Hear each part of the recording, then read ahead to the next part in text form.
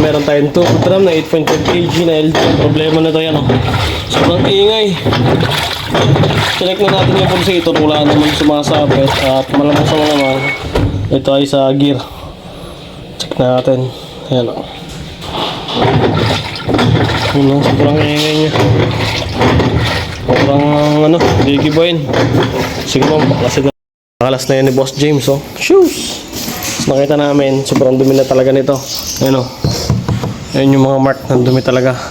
Tapos Boss James pasuyo ng kaunti lang saglit. Ayun, nakita natin yung gearbox. Ilawan natin. Pero kulay brown na, oh. Shoes!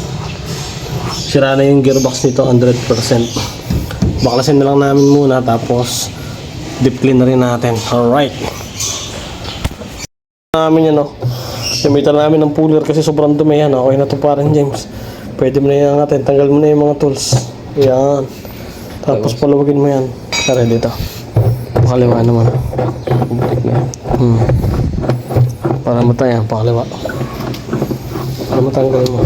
Yan. Okay na yan. Tanggal.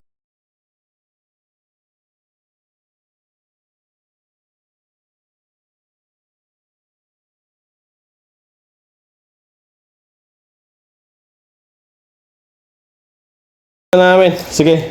Boss James, pasuyo. Pabunot ako. Okay, buhatin mo palawas. Alright. Yan o. Shoes. Yan o. Parang ano to, Chocolate Factory. Sige, Boss James. Dito na lang. Alright.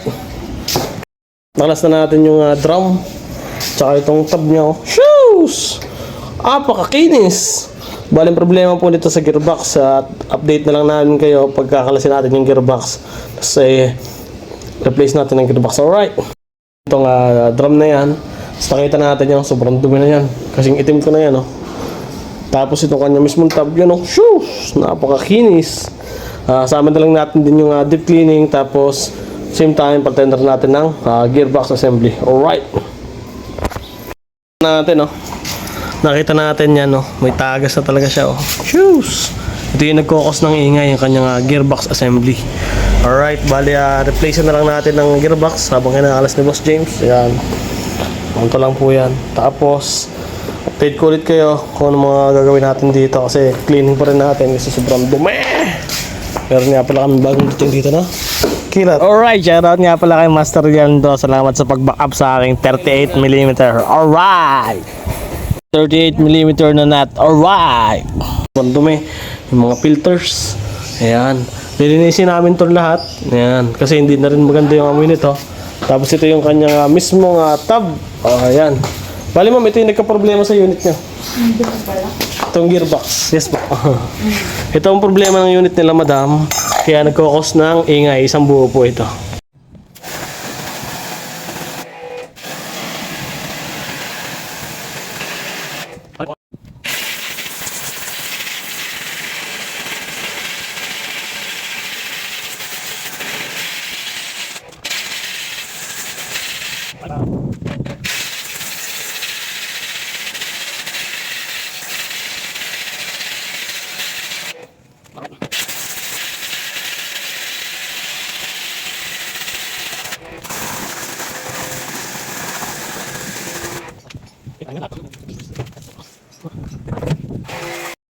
Ito yung gearbox na luma nila, madam. Yan, no.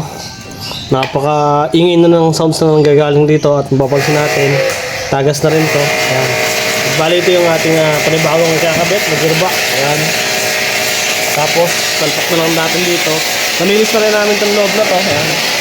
Wala itong loob. Ayan. Nalinis na po yan. Tapos, yung remaining, nalinis na lang ni Boss James. Ayan. Nalinis na. So, ito yung mga natitira. Ayan. Nalisin na lang ni Boss James. Habang kinakabit ko yung gearbox. Alright, let's go! Natin ang gearbox. Yan, mapapansin natin. Malinis na po yan. Wala na yung amoy. Tapos ito yung kanyang mismong drum na nililinis pa natin. Yan hanggang ngayon. Nililinis si Boss James. Ayan. Cheers! Napakalinis na po niyan lahat. Alright. Pwede na. Ayan, o. Yung ilalim po yan. Okay. Bale, antayin na lang natin yung ibang parts. Nililinis ni Boss James. Yak, kinukutot ni Boss James. Tapos, balik na ulit namin sa unit. Alright! At nabuo na nga natin itong LG na 8.5 kg. Na ang problema ay itong gearbox. Yan. Bali, nag-wash na tayo kanina.